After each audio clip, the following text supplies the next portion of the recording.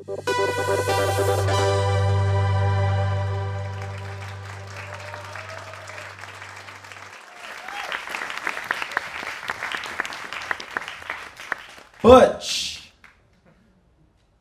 queen, faggot, sissy, hey, yo, no homo, no homo, no homo. Tranny, queer, freak. These are all words that have been used to describe someone who looks like me. What does it mean to move in a way that's masculine or feminine? More importantly, where are these codes coming from that tell us how to be male or female? When I first moved to New York City, I was always hanging down on Christopher Street for a lot of reasons I'll specifically list two. One was that I had this deep spiritual connection with the history of Christopher Street, right? The gay civil rights movement, right? There were so many ghosts that I was wanting to meet and encounter. Trans women of color like Sylvia Rivera, Marsha P. Johnson. And two, I saw myself reflected in the people that were on Christopher Street. Trans, queer, LGBTQIA people of color. The Voguers, the street queens, the pier queens, the ballroom queens, the House of Extravaganza, House of Ninja. Now, I didn't know them, and they didn't know me, but we did know each other. Like, we were able to see each other.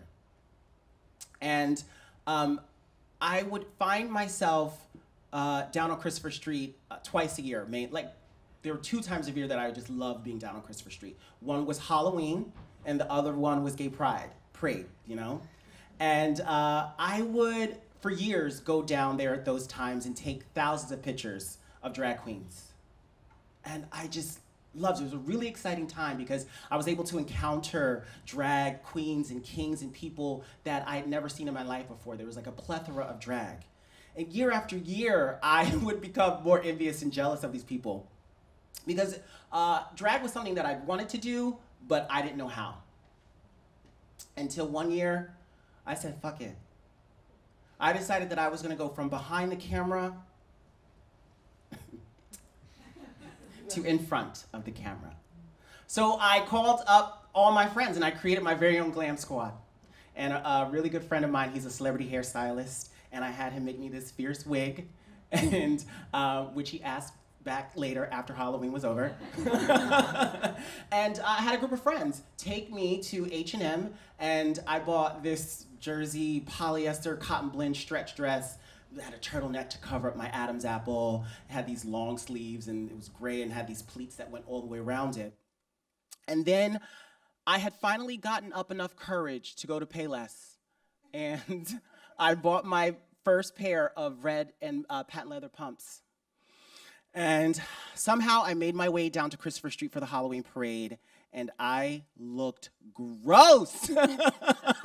It was so bad. It was so bad, so bad. I had on maybe foundation, a lipstick, and mascara, and I thought I was doing it. And I'm walking down Christopher Street, more stumbling because I didn't know how to walk in heels. At the end of the night, my feet were all bloody and bruised, and I don't know how you women do it, right? And as I'm stumbling down Christopher Street, I could start to hear some queens be like, yes, mama. Girl, you better work. Yes, honey, you better do it. Honey, own it. Yes, queenie, yes. Who are they talking to? And then I had this moment, right?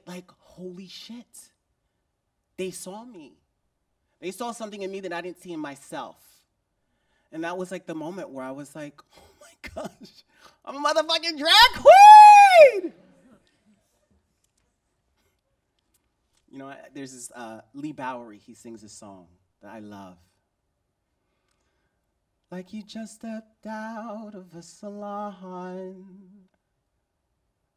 Like you just stepped out of a salon. like you just stepped out of a salon. How should a man be? Well, if I know, right? I mean, I think it's a question, right, that obviously needs to be addressed. I think we're at a place now where people who are being visible and brave, you know, I think that level of visibility creates awareness, which creates conversation, which then gives us the ability to have vocabulary to sort of identify feelings, thoughts, you know. Sort of a life hack for how a man should be for myself was like doing drag, right?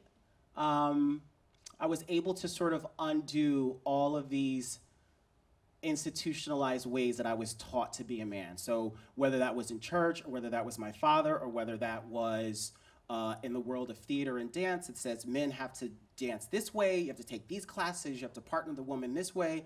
And in theater that says, no, you can't sing this song, or you can't be too effeminate, you know, it can't be too light in the loafers, right? I think those things allowed me to sort of dictate my own path as how a man should be. And, you know, doing drag and being in queer spaces gave me the confidence to sort of face the world eventually. It was very compartmentalized at first, that I could only be Francesca doing drag on a stage, right? I wasn't able to sort of walk down the street and get my groceries in a dress. And I realized after a while that, you know, me being able to exist in the world as a gender nonconforming person is not always met with tips and dollar bills and yes, bitch, yes. Many times it's almost, I've almost been like brutally attacked for it, right? There's one time where I was newly going out in drag, getting my best life, turning the party in the gay ghettos, and I said, why not? Why can't I be able to sort of take all this glitter and walk down the street where I live, right? You know, drag is expensive, right?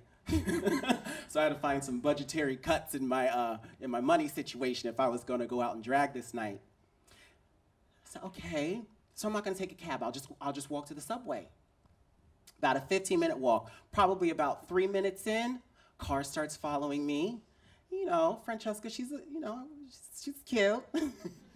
And sort of when I've been approached by men who might be interested in Francesca, I just sort of play it off. That's not what doing drag is for me, or being gender nonconforming. They're not associated with one another. And a car starts to follow me, and I keep walking, I play it off. I look at this car as I go down the street, and it's full of guys. And they start screaming, "You fucking fag, get the fuck out of our neighborhood. Who the fuck do you think you are?" I thought I was gonna die.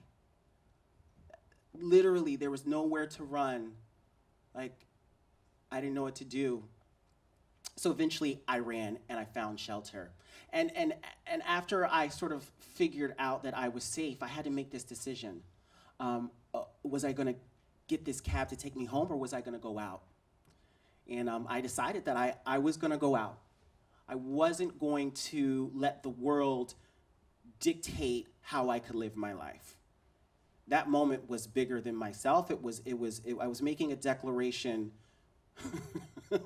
you know, that I was gonna be me at whatever cost. Obviously, safety first, you know. I do take a cab to the subway now. But that was sort of a moment for me, you know.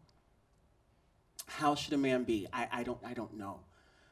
I don't think I can really answer that. I think my approach to that question is, how should I be?